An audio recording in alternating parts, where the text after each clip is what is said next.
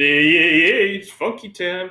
I wanted to do a video today, and I don't have a lot of time, so I highly recommend paying attention on advice that I would give inspiring entrepreneurs or inspiring business owners. And this is a lot of advice that, I never really got, surprisingly, from a lot of the mentors that I had. And this is kind of combining in different points. Now, for credibility purposes, I've self improved through 30 jobs to get to the international business owner, YouTuber, author, investor that I now am. Now, one of the biggest things I learned early on in my as being self-employed, we're just going to use that term, okay, was not trying to get too cute. And it's a quote or a metaphor in English, right? Not trying to get too cute, or you're trying to get too cute. And this is a huge issue, right? And I consider myself a very creative person, to say the least, right? Based on, my results, right? Now, this is not the Luke show. This is for you. A lot of you are very creative people too, right? Now, the issue is that sometimes, or myself, right? This is a mistake that a lot of you make too, was, I would have one big creative idea. I was building, my business logo or whatever it may be in your, your self-employment that you're in. I would just have this brilliant idea that was really good.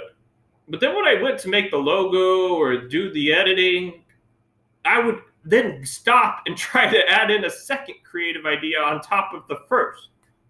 And then I wouldn't stop there, right? I would keep going, and I would add in 3 or 4. And then before you knew it, it was just this giant masterpiece that was just too messy though, right? It was like 2 or 3 masterpiece paintings in just one painting. It was like Mona Lisa, right? Mona Lisa and the Last Supper combined together. It was just like, what the heck is Jesus doing there next to Mona Lisa? Like, can somebody explain this? Do you get the point? And this is the mistake that so many entrepreneurs make, right? Because they're just like, I gotta make this so good. I gotta ace this in the hole, right? Like Tiger Woods, get in the hole. Well, I know like Tiger Woods is not a good example anymore, right? Not when Tiger Woods went on the prowl. But anyways, let's stay focused. Another piece of advice that I would highly recommend outside of not trying to get too cute is really, and I've said this time and time again, so I'm not going to focus on it too much, is writing real goals that ask you to become a completely new version of yourself, where the old version is just obsolete. When I meet people from just a year or two ago, which is, God, feels like 100, 200 years ago, literally, it feels like that, and they just go, Luke, is that you? Or they just stare at me back like 2 or 3 times, like, why are you staring at me? Oh my God, please stop staring at me. And then, oh my goodness, that's Luke. And you want to have the same mindset, because when you write real goals that ask you to become a completely new version of yourself, then this allows you to attract completely new people into your lives, completely new opportunities, completely new, romance, sex, finances, happiness into your life. Your overall, everything goes to the completely new reality that you've built through this mindset of writing real goals that ask you to become a completely new version of yourself. And your old problems become obsolete. You will never fix. You are the only problem you'll ever have, and you are the only solution to those problems. Well, if you're the only problem you will ever have and the only solution, which really eliminates victim mentality. Therefore, when you write real goals that ask you to become a completely new version of yourself, bing, bing, bing, bing, bing, bing, bing, bing, what do you think happens? Well, those problems go away. Third piece of advice that I would highly recommend is meditating. Meditating. Titanic, Avatar, all of these blockbusters were created in a lucid dreaming state. You have to, as individuals, and I know Ray, I don't know how to say his last name, excuse me, Ray D'Amelio, I believe, is very big on meditating, and it's becoming really popular. And especially if you're in the creative field, you need to be meditating. You need to be able to reach this higher creative state. Now, this is just considering if you're not medicating or taking drugs, right? Obviously, right. This is an all natural, right, or professional video, right? I don't take creative drugs because I don't like the crash. I don't enjoy the crash, and not only that, which is why I believe it's not natural anymore. Especially, anyways, that's a whole other debate. But you get my point. I don't take creative drugs, and I believe we can get to these creative, an even higher level of creativity without the crash. And to be honest, pot never really did anything to me. It didn't make me happier. I already feel happy through responsibility and writing real goals. That helps me, get rid of my problems, which is what I invite you, all of you inspiring entrepreneurs, to enter this mindset if you want to make it through the war. It's not a game, it's a war. The entrepreneurial field, self-employment field is a war. So meditate to where you can get into these higher creative states of thinking, higher consciousnesses. And when you reach this higher conscious, you get amazing creative ideas. Some of your best creative ideas. Go hiking, go out into nature, go on a spiritual retreat somewhere by yourself or with your significant business partner or significant other. And you will come up with brilliant ideas. Fourth piece of advice. We're already on number 4. Fourth piece of advice, and this is wisdom. This is very, very deep wisdom. That a lot of these self-help gurus, that drink, 15 cups of coffee a day, or taking, 2 or 3 different steroids. The Rock. Sorry, I had a little cough there.